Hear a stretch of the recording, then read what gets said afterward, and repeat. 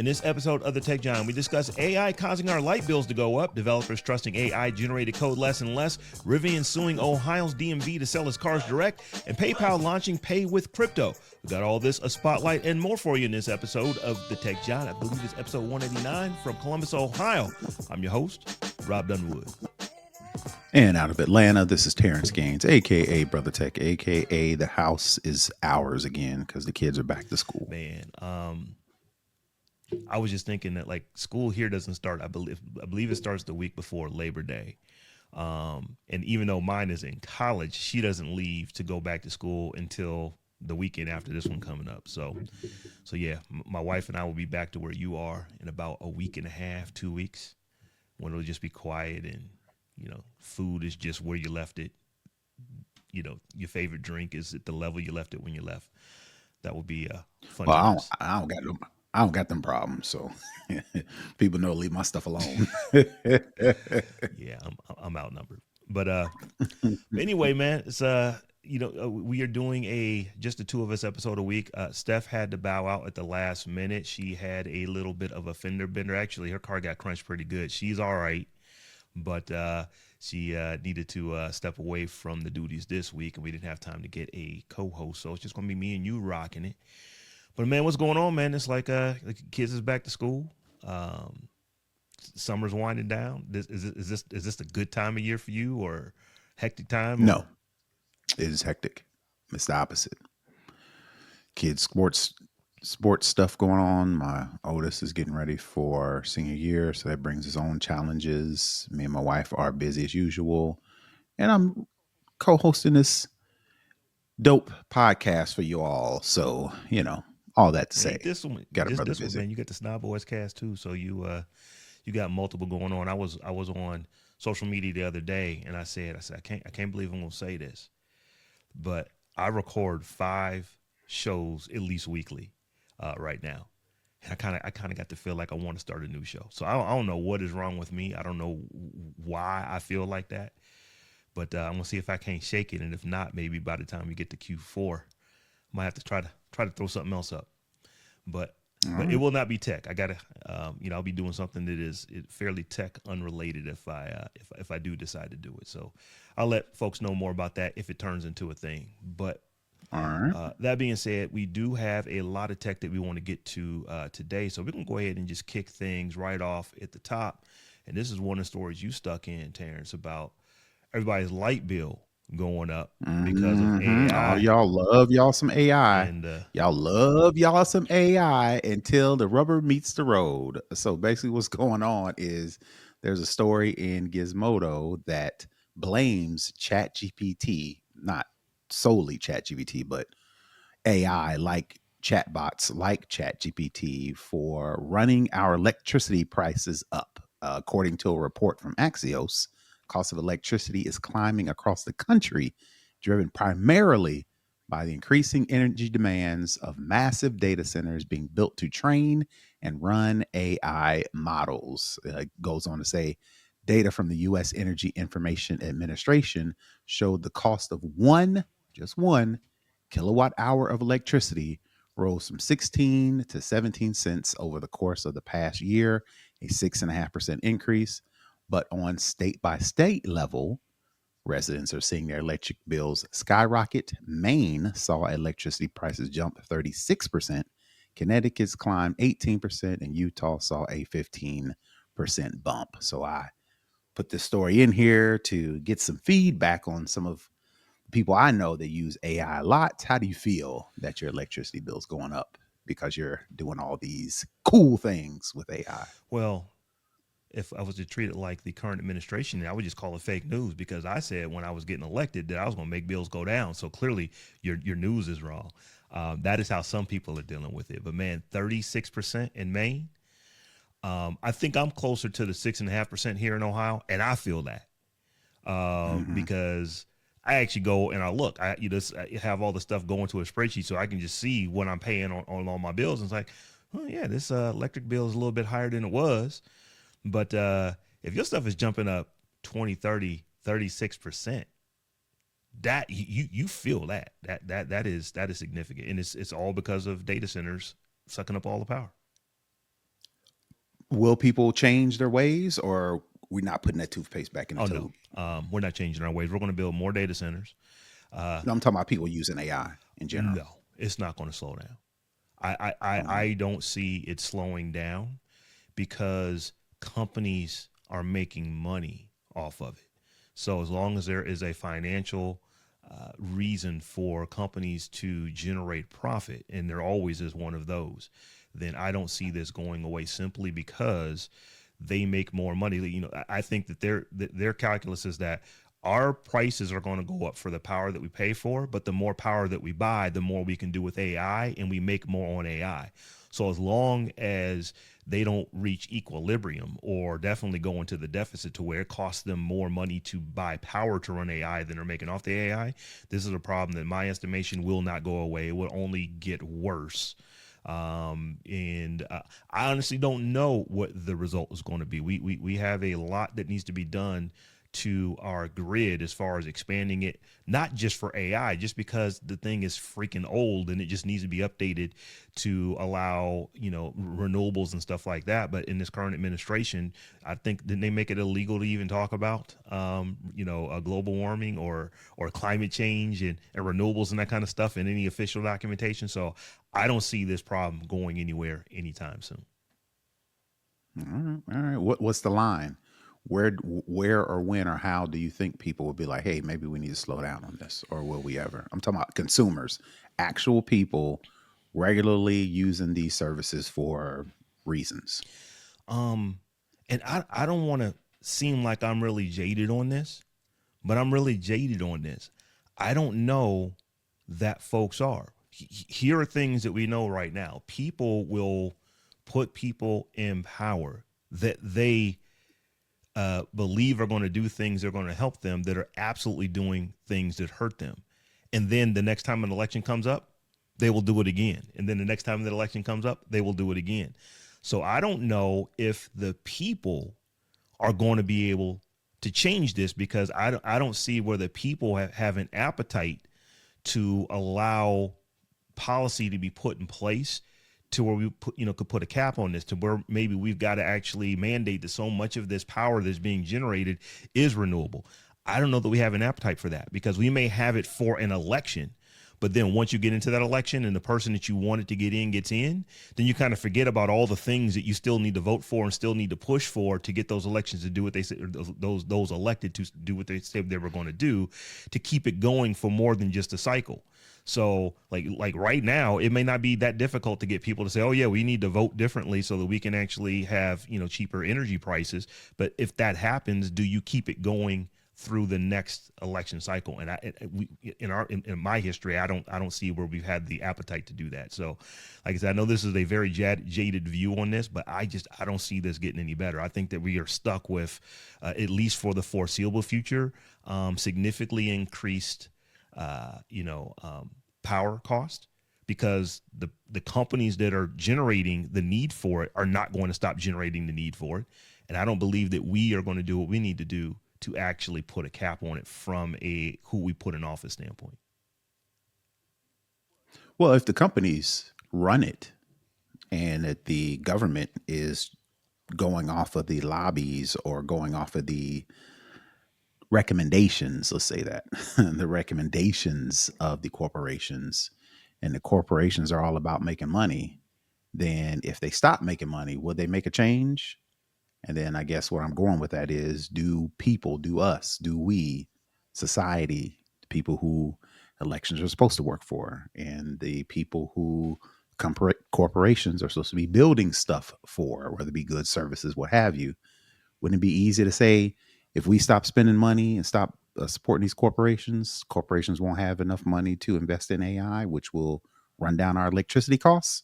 Is that a two A to B plus C, or is it more into it than that? And like I said, we don't see the problem until it's too late. What you are saying makes perfect sense if we were a logical people.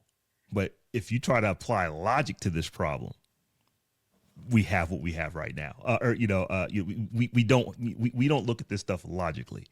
So I think what happens here, and this is I'm talking about more than just AI and power needs, but if we keep it just on AI and power needs right now, there are a couple things that need to happen. If the, so I think that, a broke clock can be right twice a day. So I do believe that these companies are going to continue to need power to be, to go up and up and up in order for them to do what they want to do.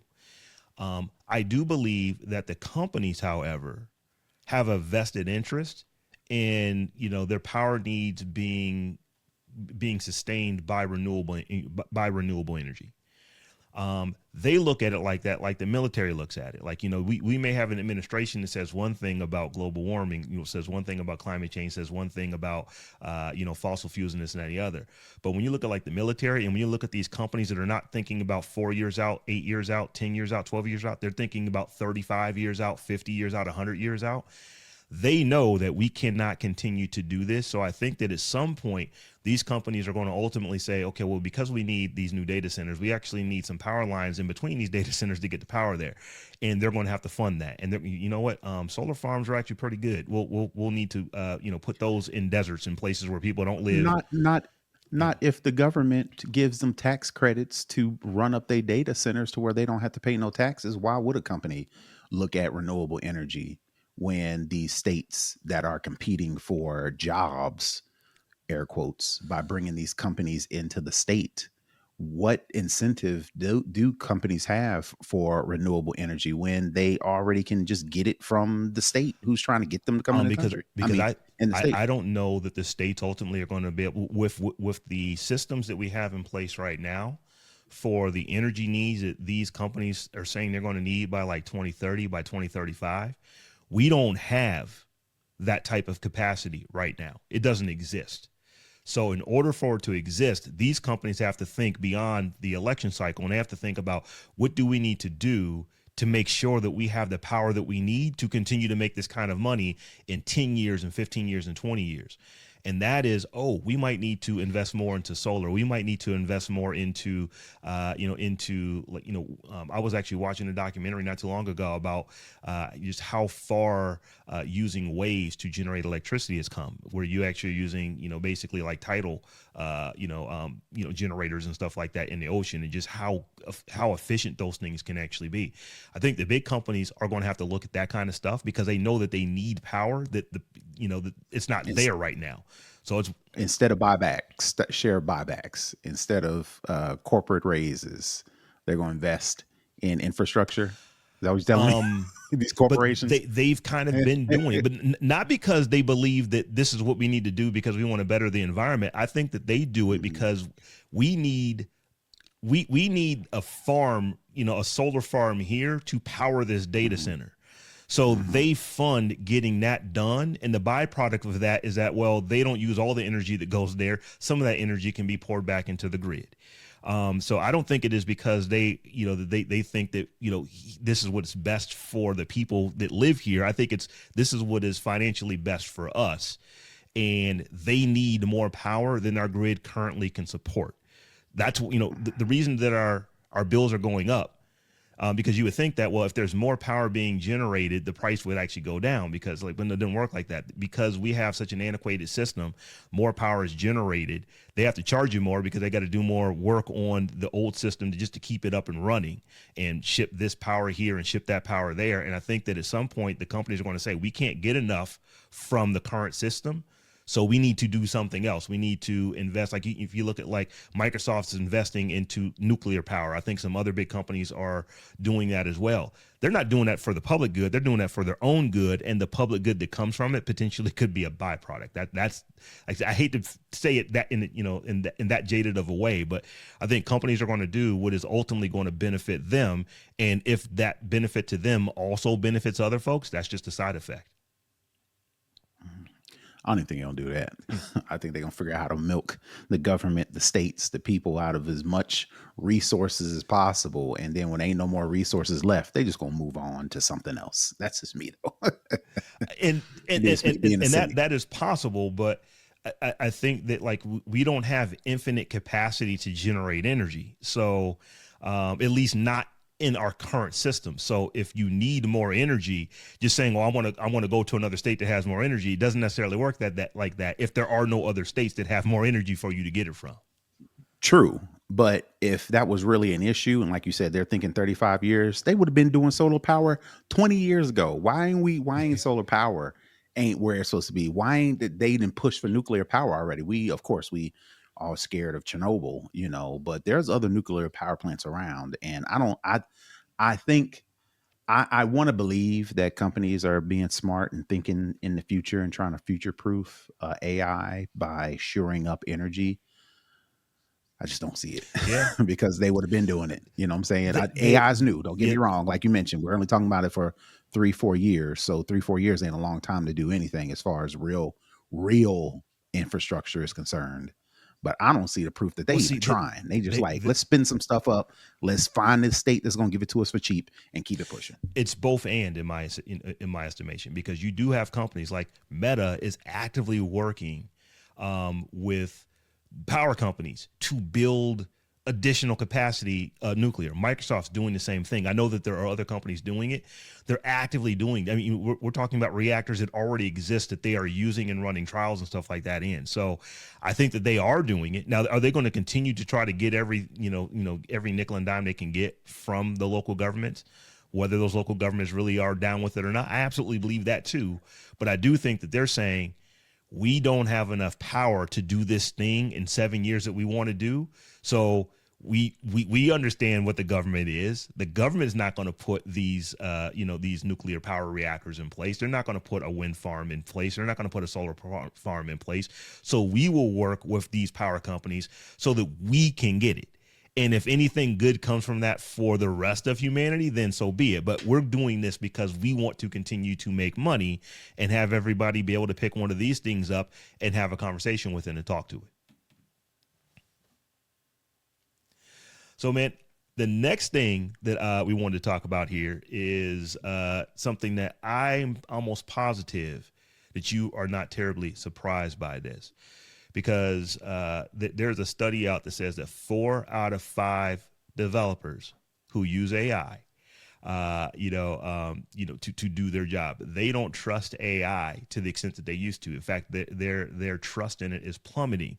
It has gone down from where developers used to, believe 40% of the code that they were getting from AI was good enough to use.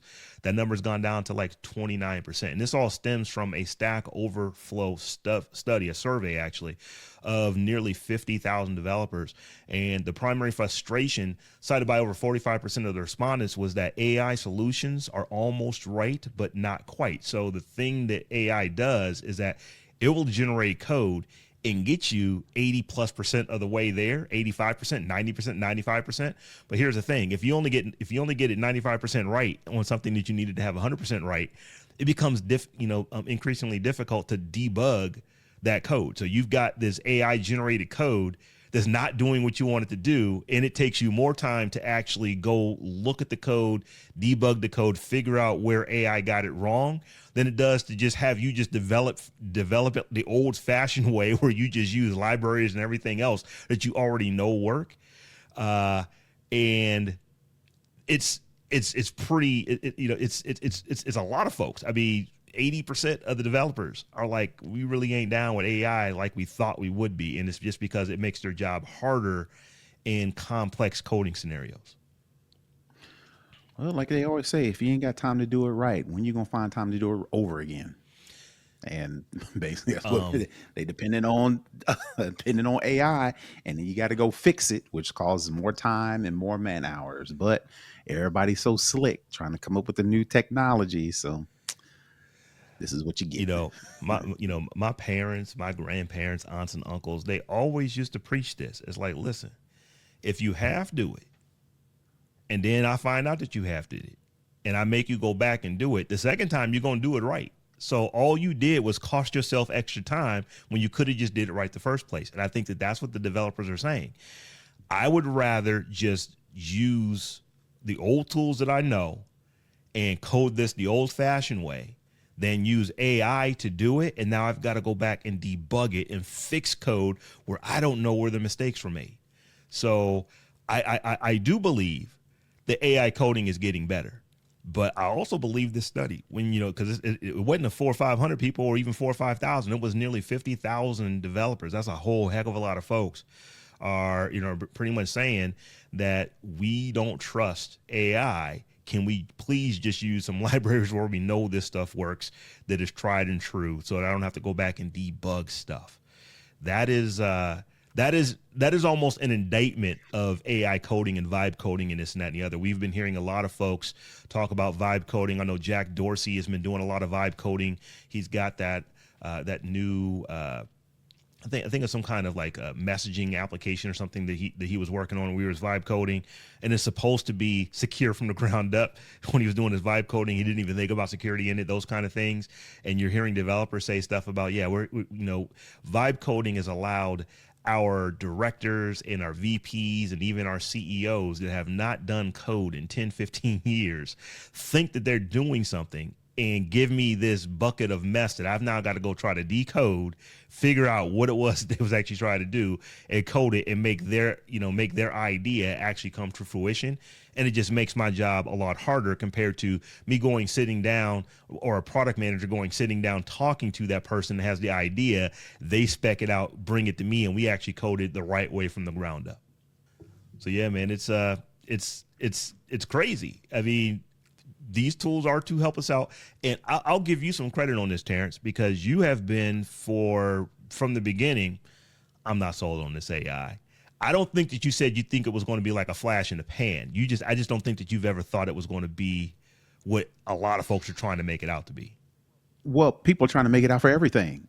That's my point. That's my problem. They want AI to do everything, make code, generate personal assistants, and you want it to help you find a house, and you want it to help you get a job, and you want it to help you keep a job, and you want it to help you find applicants. We wanted to help us grade our papers. We wanted to help us stop people from cheating on the papers. It's like, yo, slow down. We're doing it for everything. I've said this before, let's find a lane, whether it be, personal assistant. If AI is a personal assistant, let it be a personal assistant. Let consumers use it to help them create lists and pack for vacation and gather a RSVP list together and help me plan my 8-year-old's baby shower or my birthday party, stuff like that. If that's it, then that's it. If it's supposed to help us, get people to space, or if it's supposed to help us develop the next great thing, then let AI be a developer and everybody focus their energy on making AI better at coding. Right? We're trying to get it to do everything. Mm-hmm. That means there's not going to be one thing. It's going to be a bunch of mediocre stuff. I can do that. I'm mediocre. I could be mediocre by myself. Yeah. Why I need to spend all this money or energy, like we talked about the last story, to make mediocre AI, because we're trying to make AI do everything. That's my whole bit. So I would not be being honest if I didn't tell you that I have spent a fair amount of time learning about AI, learning how to use, various tools that I use for my day-to-day work. And I am not one of those people that was all into AI over 3 years ago before we even heard of ChatGPT. It's kind of amazing that we still have not, ChatGPT wasn't in the general lexicon 3 years ago today. You still got a couple months. I think that we heard about ChatGPT 3 or 3.5 when it came out, like in October of 2022. So we're still not 3 years into this, and Earth has just literally started to revolve around AI. When it comes to the stories that we talk about, it dominates the stories. So I've not been into it for that long, but I have been looking at it for probably the better part of the last 2 years. And what I have come to understand is that a lot of people don't understand what artificial intelligence is. They kind of now use it as a wrapper for everything. So I do believe that there are some places where AI, and we've been using it like this for years and decades in some cases, is very, very good. Is excellent for the kind of stuff that it does. If you want to do some comparisons and things like that, AI is your buddy. It can do these things very, very quickly and very, very accurately. But I think what people have done is that they have started to apply everything to AI. Like, I mean, I'm probably making this up, but I think I saw a Kraft macaroni and cheese commercial where it says now with AI in the macaroni and cheese. And I'm being facetious in saying that, but that's literally what people are doing now. They're throwing just, it has AI on it as a buzzword, even though it, you know, it technically probably does use, you know, some type of machine learning or some type of algorithm that you could fake your way into saying there's artificial intelligence. But I think a lot of things that a lot of people have really misunderstood about AI is that they have really no idea what it is and, you know, what it ultimately can do. So I think that we put a lot of monikers on stuff that is brand new and hasn't been tested yet, and then it doesn't work, and we kind of say, oh yeah, see, this isn't going to work. I am okay with, like I said, I've got data, I've got numbers in a spreadsheet, and instead of me having to go physically type the numbers in and then, you know, put something in Power Pivot and do all this kind of stuff manually, letting AI look at those same numbers and say, based off of the billion times that you've seen, you know, someone do this in Power Pivot and Excel, you do the same thing to these numbers. I'm pretty good with that. Where I'm not necessarily as good as, and we'll get to this, maybe in the after party, but folks are now building governors into artificial intelligence because companies like OpenAI are feeling that people are using it too much. Governors, a governor like, we want to slow you down. So you've been having a chat that has gone on so long that we think you should stop talking to the AI bot and take a break. In fact, since we kind of slid into it, I'll slide down into it. I stuck this down in our after party story, so I'll just put another story down there when we get to that. But OpenAI is introducing a new feature called ChatGPT that will remind users to take breaks from doing long chat sessions, aiming to foster healthier user relationships with the AI assistant. This is where I think people have gone off the rails. We have heard stories of people who are literally falling in love with their AI. They are using their bot for all kinds of stuff. Now, I don't want to say that, I don't want to lump everything, you talking to a bot and getting information back that's useful to you and say that that's all bad. But if OpenAI, the company that is, probably the number one company in AI as far as who you think about when you think about AI, if they're saying we need to put governors in here because we got some fools that is using us so much that we're worried about their emotional well-being. But this ain't no governor. This is just a suggestion. A governor is stop. You can't use ChatGPT for the next 20 minutes. Go do something else. When your timer's off, come on back and use they're it. not going. They're not going to stop making money. They're just going to let you know. Well, that's what I'm saying. When you say governor, govern as in like lead, like in commands. This is a suggestion. This is a screen pop-up that says, hey man, why don't you take a break? Like in TikTok or in Instagram. You scrolling long enough, some lady will come on and say, hey man, have you thought about taking a break? And you scroll just like you know what? Just as fast before she can finish her sentence. And I think people are doing the same thing with this. So while I give them props, come on now, y'all. If y'all really trying to govern something, shut it down for 20 minutes. You know what? You've changed my mind. You're absolutely right, because as you were saying that, I got the alert on my watch that said it's time for you to get up and walk. And I just looked at it and looked back at you. I ain't paid no attention. That's not a governor. That's what people do. Now, if it was going to make me do it, I would have an eject button in my seat, or not even a button. It would just be an eject function in my seat that would make me pop up out of this thing. It would give me an electric zap or something. Ooh, I got to get up out of here. So it prompts me to physically go do something different than I'm doing right now. So you are right. Governor is probably not the right word, because it's not governing anything. It's just notifying you. It's like, hey, you've been talking to this inanimate object for a long time. Maybe you should do something different right now before you get these emotional attachments and stuff like that. So, right. And if ChatGPT really cared, like they claim they are, again, I'm not reading this whole story, but they call it a high stakes personal decision is what they're trying to get people to take a break from before you make any crazy personal decisions. If y'all really cared, we'd shut it down. But again, I don't know if this is CYA. I don't know. Maybe this is the best we can do right now. Cause like you said, companies are not going to stop themselves from making money. I think this might be CYA, that turns into the Hmm. CYA actually may end up being good for people, because the initiative comes after reports of ChatGPT indulging in harmful conversations, including those related to suicidal ideation and the AI's tendency to be overly agreeable. So basically, we know the AI, when you're talking to it, it gasses you up. Remember, Steph was having a conversation with ChatGPT, and she was trying to get an answer out of it, and the ChatGPT just wasn't giving the answer, but it basically kept gaslighting her and keep dragging her on and on and on. And she finally said, "Are you going to actually give me the answer?" And then the thing apologized to her, is like, "No, I'm not. I'm not able to actually give you the answer." But it gaslit her for probably 3-4 turns before she just got to the point to where, all right, why are you not giving me the information that I want? So I think enough of those reports have come back to where OpenAI is saying, yeah, this isn't good for business.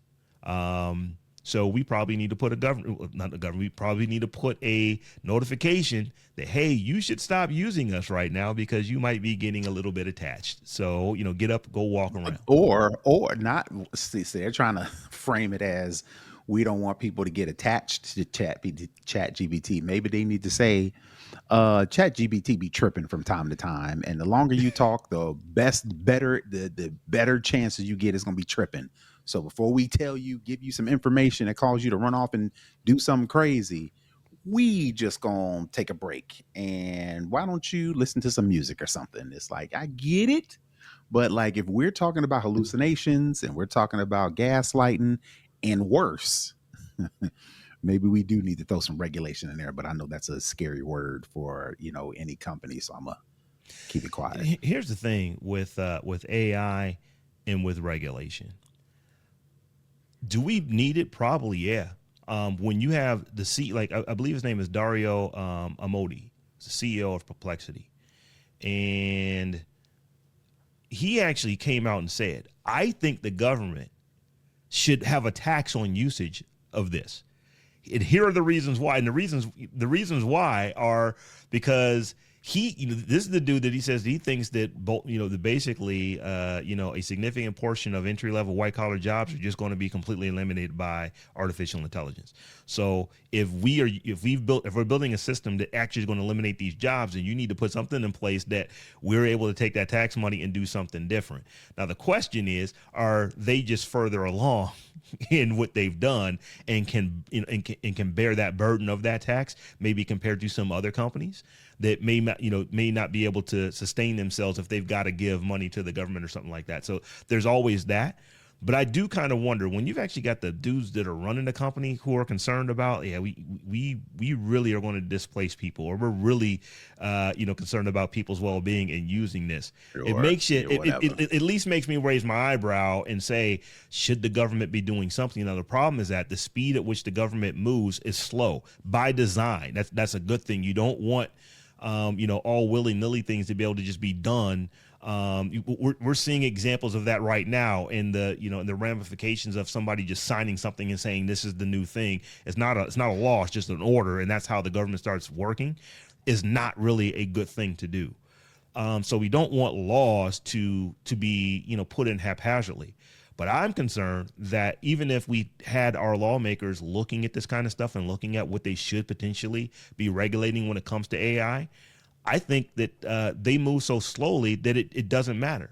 And then when you've got the government saying, no, we don't want to move slowly, we want you to go as fast as you possibly can, because they're looking at it like an arms race with other really big other big countries that have a whole lot of people working on this. We don't want to we don't want to be second to China on any of this stuff. Right. So we want you to go full bore with it. So I don't know what the appetite is to get the federal government to look at this. We know that the federal government has tried to put some things in place to where they're going to even cap what the state and local governments can do. That didn't make it into the into the big beautiful bill, out as it is called. But I don't know that the federal government has the appetite to do anything, or even I don't know that they have the capacity to do anything. I don't know that they can react quickly enough with good legislation to steer these big giant organizations. I mean, some of these companies have more money than actual countries. In fact, many Yeah, of them but do. So I don't think I don't want to believe that the government can't move faster than these companies. The companies are one that are helping the legislators sign and create and not sign the bills, but create the actual bills that then Mm-hmm. these elected officials just come in and sign off of the suggestion of the lobbyists, Mm-hmm. or out of the suggestion from the political action committee, or out of suggestion for the interest group. Well, I mean, if sure, they're not going to move fast because the corporations, I hate to say it, kind of run the Biden, company. I mean, run the Biden paid country. for it. They run the country. So of course, government's going. It's been that way. It's been that way since the '70s, Uh, almost, maybe even earlier. Effective lobbyists make really, really good money. Yeah. I So mean, if they're they're the ones in the people ears, in the elected officials' ears, and all the elected officials say, "All right, you gonna give me a free flight on a private jet for the next year, and you're going to draft this bill, and all I got to do is sign it." oh, Where and do I and sign? you're gonna put a factory in my district, Am I sound so people get can get jobs. Uh huh. jobs? Sign me up. So how, I mean, again, this is a bigger conversation, but I don't see, to kind of put a pin in all this, I don't see AI slowing down anytime soon, from the corporations, from the government, and from the people who are Mm-hmm. using it. So good luck. Um, I'm really interested to see how schools, how like your children, you still have, grade, children in grade school and high school. How are the schools going to deal with this AI problem? Because it's not going away. It's there. So it's kind of like, there was a time, I'm old enough to actually remember doing math before calculators were scientific calculators that everybody just had one. You didn't get a scientific calculator until you got maybe to the 11th grade, and you might have been doing trigonometry or calculus or something like that back when I was in high school in the late 80s, early 90s. But today, you literally, you've got kids in the 8th grade. They have a device. They can literally just take a picture of a math problem and sit there and watch the math problem be solved right there in front of their eyes on the device. That genie is not going back into that bottle. Well, listen, you and Stephanie's suggestion. As soon as they walk into school, they need to throw their phone in a drawer somewhere. There you go. That, for a lot of reasons, not even just for the AI aspect of it. That's just for the mental well being of the children. It's crazy to me how we literally will see report after report. We'll see study after study. We will see other countries, westernized countries, that do things that, what, we stopped allowing our children to have cell phones in the classroom, and every metric that we measured improved for the benefit of the child. And we say in America, oh no, that's not going to work for us. Well, I mean, Rob, I mean, healthier food makes you a healthier person. Schools is not giving kids healthy meal options. Yeah. So I don't know. The AI is not the straw that broke the camel's back. That's just a picture. This AI race is just a picture of society as we do it Mm. now. So it's just like, maybe I need to stop complaining, Well, because me talking, I the, ain't gonna change here's nothing. the thing. I don't think that the AI genie is going back in the bottle. So I'm very concerned for how do schools at the, like I said, at the, the lower levels of school. This is, not higher education, but just education, K through 12. How do these schools adapt to AI to use it in a way where the children are still learning and not using AI to figure out all the answers?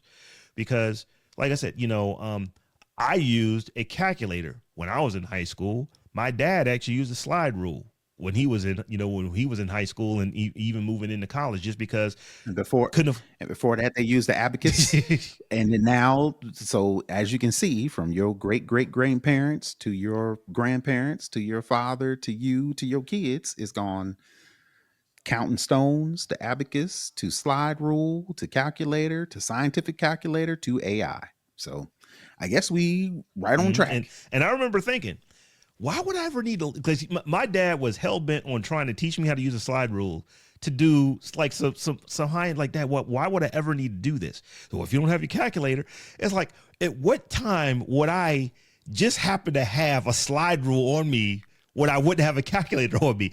I remember having that little calculator watch. It was, that it wasn't scientific, but it was a calculator watch. I could do math on my wrist. When I was like in the 5th or 6th grade, I got it from a Boy's Life magazine or something like that.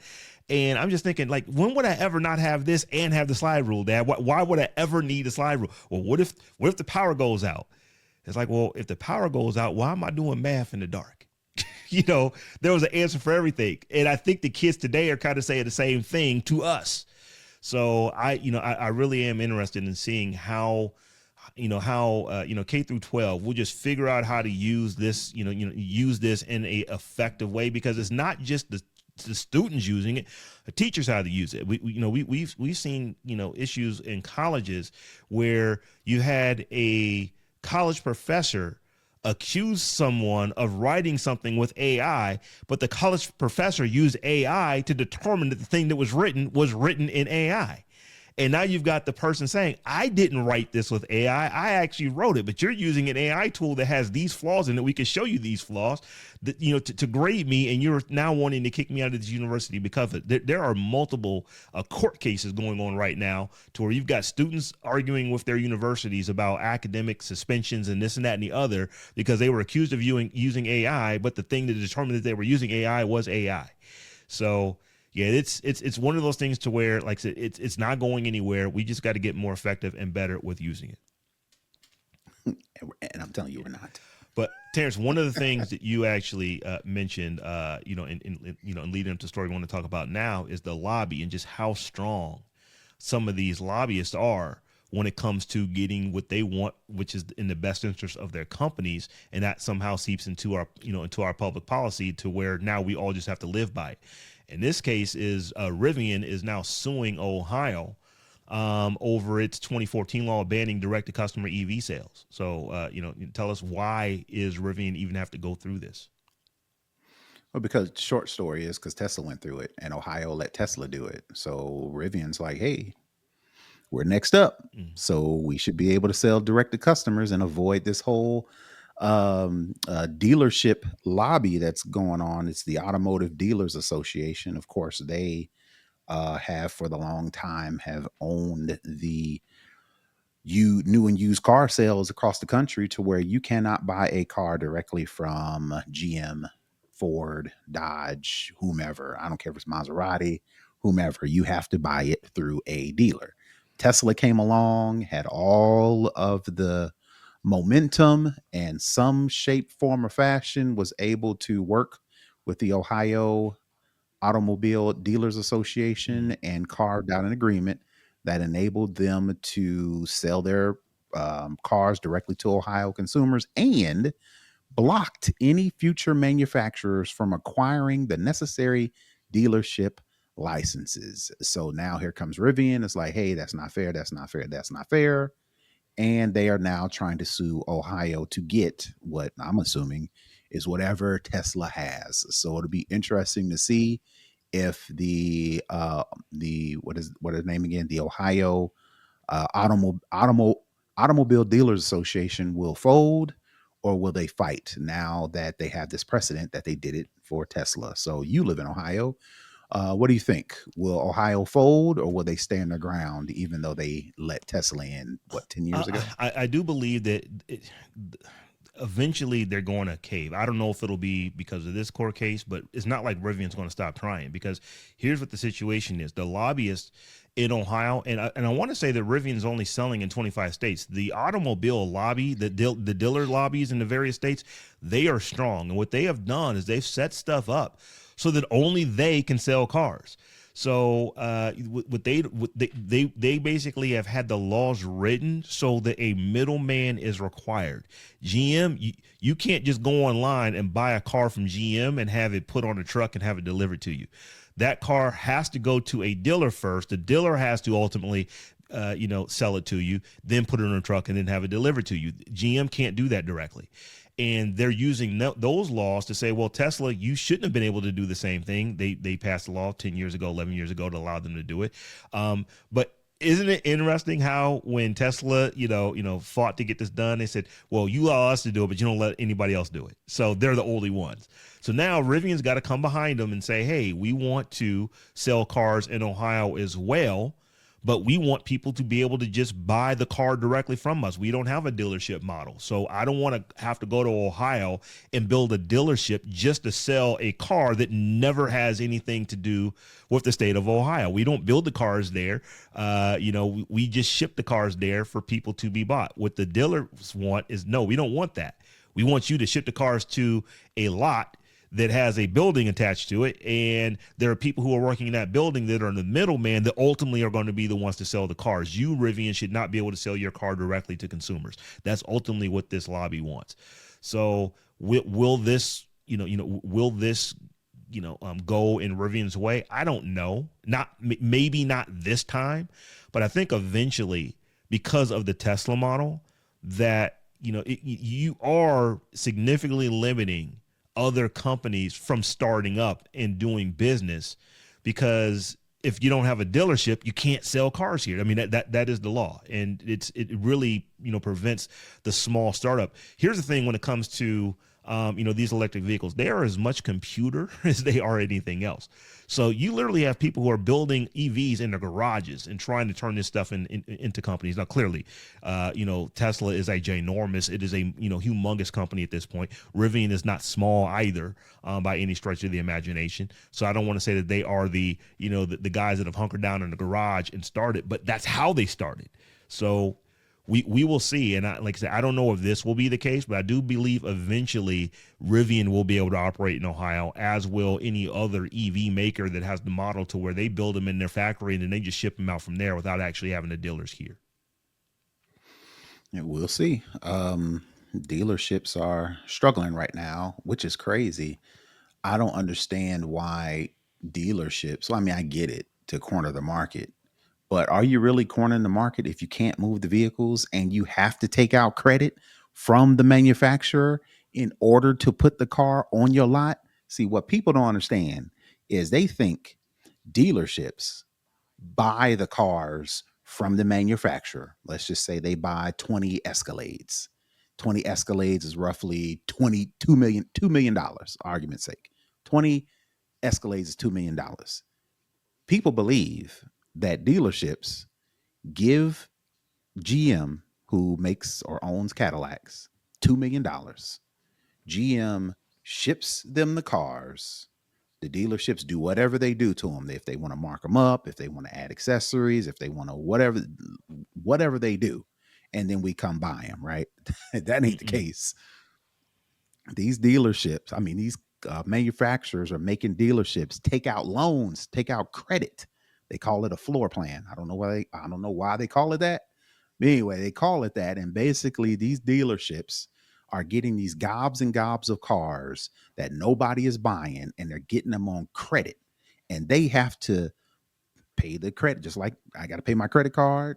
Companies, they got to pay their credit to dealerships, got to pay their credit to the manufacturer. So what do they do since the cars ain't moving?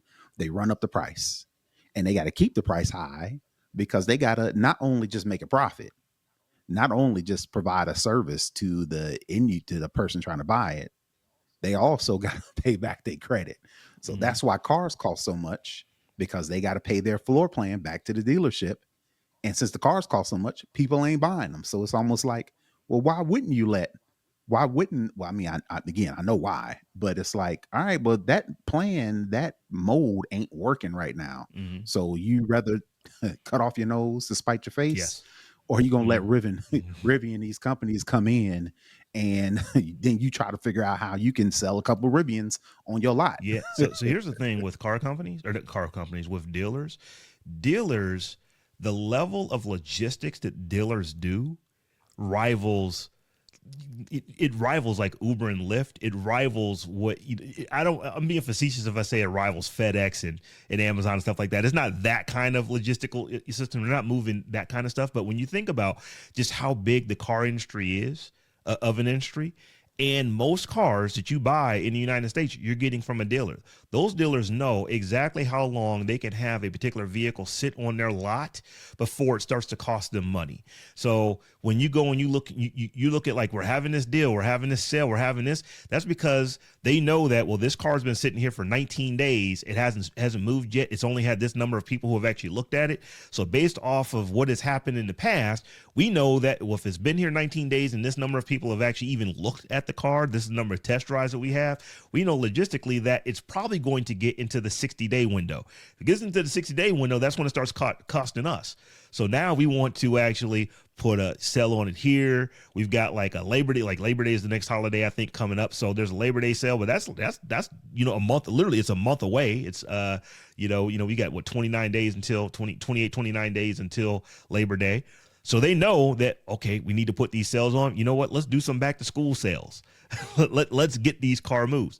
And that's what these companies do, because they know that when they do that, they are able to ultimately make money. And the other part of it is that they get the service. That's where they make an enormous amount of of their revenue is off of the service. If you've got the showroom, you've also got the big building in the back of the showroom where you bring your cars in and you get them serviced and you get them fixed, and they do all these other things. So what these dealerships are doing is that they want to protect those parts of their business, because they know that if you don't actually have to have the overhead of having a showroom and you don't have to have service here in the state that you're selling a car to, that puts you at a disadvantage to the Tesla or this potentially eventually Rivian. They can come in and sell cars here and not have to have that, to where I have heard of people who had to get their Tesla repaired and they had a company come pick the car up on a truck, drive it to where they need to go get the car fixed, and then have the car delivered back to them. They didn't even physically have to take it to a dealership because there wasn't one local to them. These dealerships are absolutely afraid of that. So that's why I believe that they're doing all of this, because ultimately they want to protect the money that they're making. They don't want anybody to infringe on it. So if they can have lawyers, if they can have our lawmakers make rules, if they can make regulations that, hey, everybody has to sell cars like we have to sell cars, then they know that a Rivian, that a Tesla is not going to get an advantage over them. Okay. Instead of free market, instead of competition, you want to try to shut people out. All right, that ain't worked too well. Free market is good so long as I'm able to make the money freely. If my capacity freely to make the money freely is at all infringed upon, I'm not free market anymore. That is how almost every single company operates. Like I said, I don't want to sound like I'm jaded like that, but that's what it is. It's like, yes, I want free markets as long as free markets benefit me. If they don't benefit me, hey, you need to regulate this because it's not benefiting me any longer. But Terrance, this last thing that we're going to talk about in this episode of the Tech Jawn is PayPal and payment processing companies. And PayPal, one of the things that it is doing, it is launching a new pay with crypto option. So you now are actually able to pay for items, for goods and services from an actual vendor that uses PayPal with crypto as compared to using actual money or a credit card. And I want to get your take on that. Would you ever do this? Would you ever, if you were going to go buy something, you were going to make a purchase on something, say you're going to buy a trampoline for the kids or whatever the case is off of, Trampolines R Us.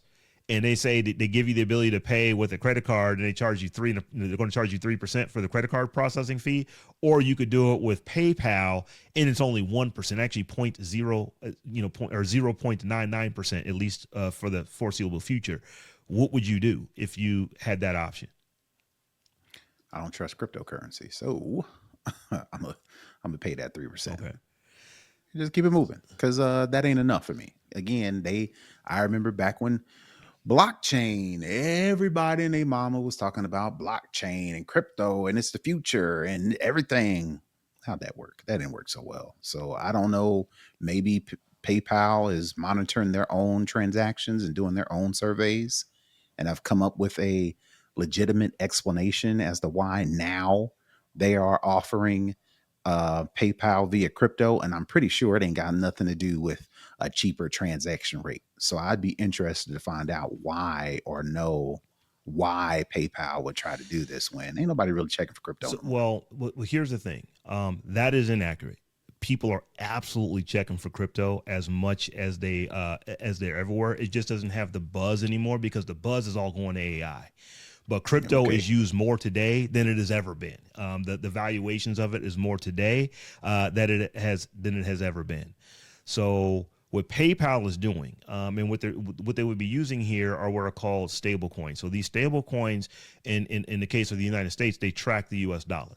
So your crypto is worth whatever the dollar's worth. So if I have if I have $1 in USD, what are they calling it here? If I have PayPal is PYUSD. If I have $1 in PYUSD, whatever the dollar is what that is. So at no point do I ever turn that one tokenized credit in, or that piece of crypto in, and not get $1 for it if it was worth $1 when I got it. So that makes it pretty stable, which is one of the reasons why they call it a stable coin. So why would PayPal do this? PayPal's trying to eat into MasterCard and Visa and American Express and Discover and all the other credit card companies that generally charge 1.5% to 3% for local transactions, and they put another 1.5% to 3% on top of that for international transactions. So let's just say you're at the top end of that. You're doing 7%. If you go buy something for $7,000 or for $10,000 and you got a 7% tax on it, that's not an insignificant piece of what you're going to pay just to purchase the thing if you're going to use, a payment processor. But if you were doing this with with a USD, or if you're doing it with PayYUSD, that percentage now can come down to 1%. So it literally is just, why does PayPal do this? Well, PayPal, they're not going to compete with MasterCard. They're not going to compete with Discover. They're not going to compete with Visa. Those companies do it the rates that they do it. So they need to figure out how can we get up under it. And crypto allows them to do that. So I see this not so much for individual vendors here in the United States, because it's like, okay, well, if somebody's got like a Square terminal or something like that, you're probably paying 1.5%, maybe 2% on that. 1%, I don't want to say it's insignificant, but you and I are not going to really think about that differently.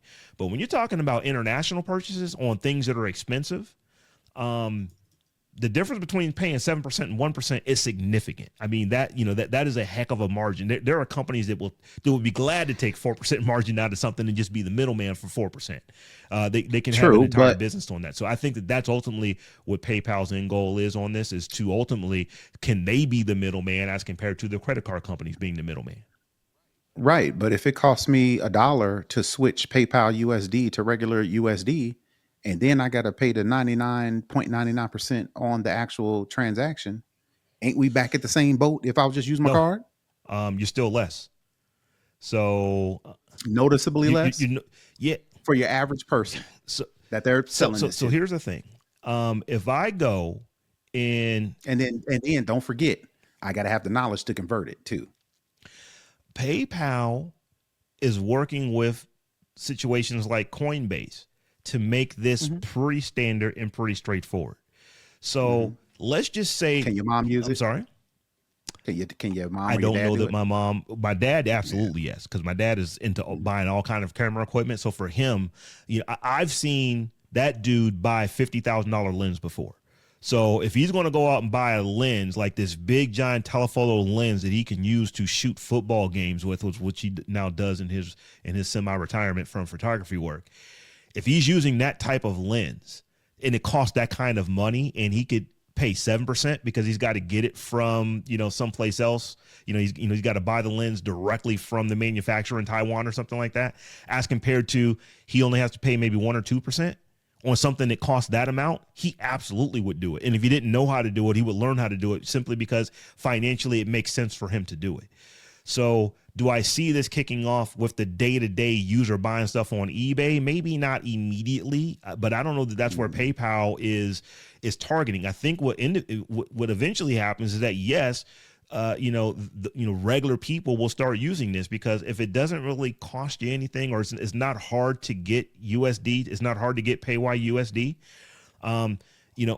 because I know crypto is not difficult to buy it. You literally just set up an account on Coinbase or I don't want to say crypto.com because I don't trust that company, but let's just go with companies that you trust to basically be the place where you are able to go and make transactions and purchases and stuff like that. It's not hard to do. I know several people who have actually bought like Bitcoin on their Cash App. Why? Because Cash App made it an option and made it easy to do.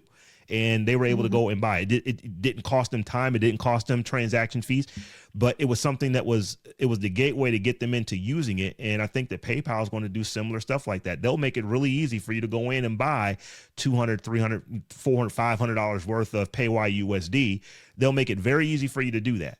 And then switch it back when you need. And to then pull switch it it back when you pull it back. It's so they getting you both ways. They getting you, charging you a fee to switch it, and then they get charging another fee to put it back. There's a difference. If you are to go into your wallet and actually buy it, there may not even be a fee depending on who you are using. And how do I know that? It's going to depend on who you're using and how much. So like Robinhood, there aren't any fees. They waive those fees because what they try to do is get you to do banking with them, and that's where they ultimately make their money. So can I see this working? I can, because if they, one of the things that the press release said is that they're only doing the 1% through the end of July next year. So you basically have a little bit less than a year to enjoy that 1%. And then maybe they jump up to 1.5%. Maybe they jump up to 2% to where now they're competing with other folks, but they kind of got you into it and got you used to using it. And now your decision is, oh yeah, it's going to cost me 0.5% more, but I'm already in here. I might as well just keep doing it. I think that ultimately is what the plan they have going forward. Let's get people in, let's make it easy for them and inexpensive for them. And then once they're using it for a year, we can knock our percentage up. Maybe we'll go to 1.29%. We'll stay under what the credit card companies are. So there's still a financial advantage for people to use it. As compared to, using credit cards. I think this can actually work because crypto's not going anywhere. Stable coins aren't going anywhere. And PayPal is the biggest of these mobile payment type operators, on the planet. They're not going anywhere. Okay. That what you just said was a lot for somebody just trying to buy a couch on Amazon. So like I said, it's just one of those things. It's like, check out, you've seen it, man. Check out with PayPal. And what PayPal will probably do is show you what does it cost to check out with USD or PayYUSD compared to just regular credit card processing. And if you see, oh, wait a minute, this couch that I was going to spend $1,100 on cost me $62 less, and all I got to do is click this button, I can see that happening. You are underestimating people. We will see. Well, y'all, we are going to do something today that we have not done in a minute on the show because it's been a little while since we've last had a spotlight, but we actually had one of our folks who was hanging out with us on our Discord server their name is Vara, and Vara actually submitted this and said, hey, have you ever done a spotlight on this particular person? The name of the person that I wanted to talk about, his name is Dr. Thomas Owusu Mensah. Was born in 1915, passed away just last year in 2024. So give me 1 second here. I want to actually see if I can't bring up a picture of him right fast. And so let's talk about Dr. Thomas Owusu Mensah. Thomas Owusu Mensah was a Ghanaian-American chemical engineer and inventor known for his contributions to fiber optic manufacturing and nanotechnology. He held 14 patents and was inducted into the U.S. National Academy of Inventors in 2015. Dr. Mensah received his education in Ghana, France, and the United States, earning a PhD in chemical engineering from Montpellier University. His career included significant work at Corning Glass Works, where he dramatically improved the speed of fiber optic manufacturing, making it more cost-effective. He also worked at Bell Laboratories, leading a program for laser-guided weapons for the U.S. Department of Defense. Later, he served as president and CEO of Georgia Aerospace Systems. Mensah received numerous awards for his achievements, including the Turner's Trumpet Award for Fiber Optics Innovation and the Golden Torch Award. He was also a prolific author with books on fiber optics, superconductors, and nanotechnology, as well as an autobiography. Mensah passed away in Kumasi, Ghana, at the age of 74 in 2004. So that is our spotlight this week on Dr. Thomas Owusu Mensah. where this bruh was doing a whole lot of stuff when it came to fiber optics and weapon systems. So, like it's been a minute since we've done a spotlight, but got a recommendation from one of our patrons and followers. So wanted to go ahead and do a little quick Tech Jawn spotlight this week, and we talked about Dr. Thomas Owusu Mensah. So, folks, before we get out of here, do want to let you know that we have a Tech Jawn swag shop where you can get things like, if folks are looking at me here, let me put my screen back big so you can see me here. Yeah, I vote you just leave that alone next time. Now we tiny. I messed it all up. What did I do here? You'd have made us land. There you go, and then switched us around. Next time, y'all just have to take our word for it that we got a picture. But anyway, I have a picture of my Tech Jawn shirt. Swag. So Nice. We've got all kind of swag like this. If you were to head over to thetechjawn.com/shop, you will find all kind of things. We got hats and mugs and t-shirts and hoodies. We are moving into the fall, so it's definitely time to look at some of those hoodies. I believe that where we get our swag made, they've got some new designs for some hoodies and 3-length sleeve t-shirts and all that kind of good stuff for the fall. So go check us out. Once again, it's thetechjawn.com/shop. So with that, Brother Tech, tell folks where they can find you. Sure, you can find me all over the internet at Brother Tech. That's BROTHATECH. And I am at Robb Dunewood on all things. And we're also at the Tech Jawn, the Tech JAWN on all things. So come holler at us in a week's time, however you holler. We'll see you then. Peace. Peace.